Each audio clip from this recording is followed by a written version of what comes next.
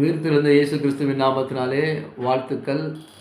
பிரியமானவர்களே, 1 தீமோத்தேயு 7ஆம் வசனம் படிக்கும். தேவன் நமக்கு பயமுள்ள ஆவியை கொடாமல் பலமும் அன்பும் தெளிந்த புத்தியுமுள்ள ஆவியை கொடுத்திருக்கிறார். ஹல்லேலூயா.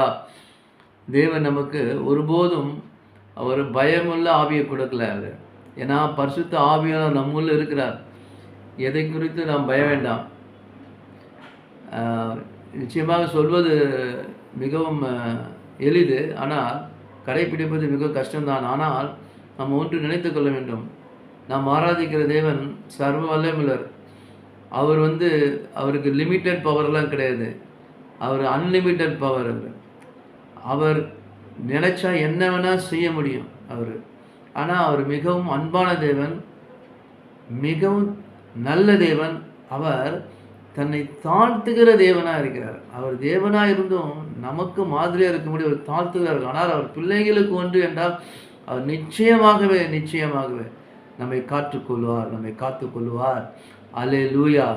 அவர் இனிமேலும் நம்மை ஏந்துவார், சுமப்பார், தப்புவிப்பார், எல்லா இதிலும் தப்புவிப்பார். நீ தேவனை நம்பி நாம் வாழ்கிற பிள்ளைகளாக இருக்கிற பொழுது எதை குறித்தும் நாம் பயப்பட வேண்டாம். ஆனால் நாம் பயப்பட வேண்டியது ஒன்று, ஆண்டவருக்கு நாம் பிடித்த மாதிரி நடக்கிறோமா, ஆண்டவருக்கு ஏற்றபடி நம்மளுடைய குணாதிசயங்கள் இருக்கிறதா, நம்மளுடைய வாழ்க்கை இருக்கிறதா என்று ஆராய்ந்து அறிந்து அதிலே பயப்பட வேண்டும்.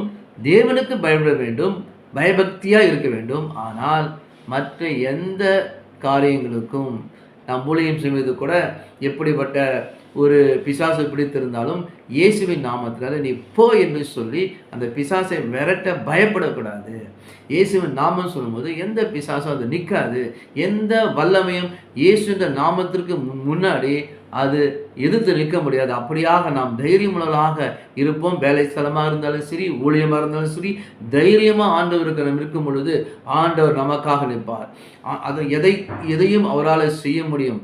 உங்கள் தொழிலில் கூட, உங்கள் வியாபாரத்தில் கூட நீங்கள் நன்மையை செய்கிறவர்களாக இருங்க.